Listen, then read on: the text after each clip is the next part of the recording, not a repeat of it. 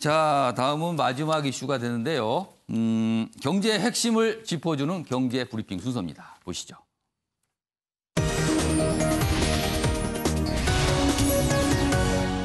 할 수 있겠네요. 자, 경제 브리핑 시간 첫 번째 오늘 주제는 재난지원금 얘기예요. 재난지원금들 다들 받으셔서 다 사용하셨죠? 아직 기간 남았으면 대부분 사용하신 걸로 나오는데 그거에 대한 통계가 좀 나왔습니다. 정부는 소득이 늘었다는데 재난지원금을 빼면 실제 근로소득은 5.3% 줄었다는 거예요.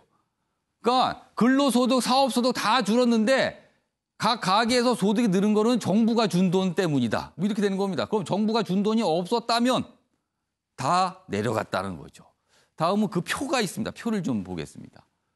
여기 보시면요. 이 표가 이렇습니다. 여기 보면 맨 위에 빨간색이 그 가구의 소득이 늘어난 비율입니다. 이게 퍼센트거든요. 다 늘었잖아요. 1분위, 2분위, 3분위, 5분위 다 소득 수준별로인데 다 늘었어요. 그런데 근로소득 보세요. 다 마이너스죠. 사업소득 마이너스예요. 재산소득 다 마이너스입니다. 그런데 딱 하나 이전소득 이게 재난지원금입니다. 정부가 준 돈. 여기만요 거의 100% 넘는 것도 있습니다. 그러니까 이 마지막 것이 나머지를 만회했다. 그럼 이게 없었다라면 소득이 다 줄은 거예요. 다음 기사 보겠습니다. 자, 그럼 재난지원금이 어떤 효과를 거뒀는가 그걸 분석하는데 이렇습니다. 재난지원금 소비 촉진 효과는 적었는데 지금 다시 2차 얘기가 나오잖아요. 왜 그러면은요. 소비 성향이라는 게 있습니다. 소비 성향은요. 처분 가능 소득 중에 실제로 소비 지출이 얼마나 이루어졌는가 비율인데 그 비율이 전년 동기, 올해 2분기가 전년 동기하고 비교해보니까 오히려 줄었어요. 그럼 안 쓴 겁니다.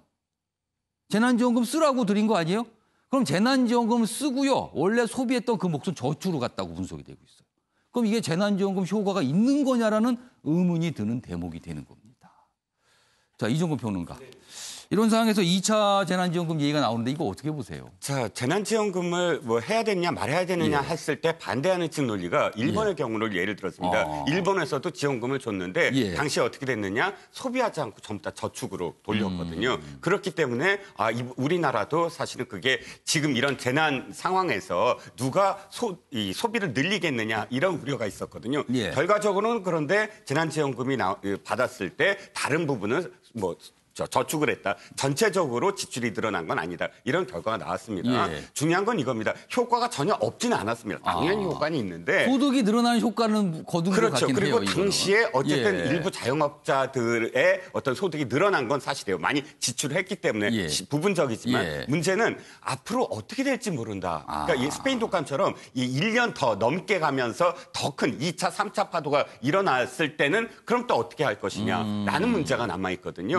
너무 쉽게 결정하지 않되 그러나 효과를 진짜 따져봐야 된다. 이것이 계속 거듭되면 캠퍼 주사, 캄프루 주사 계속 맞으면 내성이 생깁니다. 내성이 생기면 전혀 이 효과가 없을 수도 있거든요. 저는 하지 말아라는 것이 아니라 신중해야 된다라는 생각입니다. 그러니까 이 재난지원금에 어떤 계속 지급되는 이 지속성에 대한 의문이 있으니까 사람들이 안 쓰고 일단 아껴둔다. 뭐 이런 측면이 포착이 됐다는 내용입니다. 자, 마무리하겠습니다.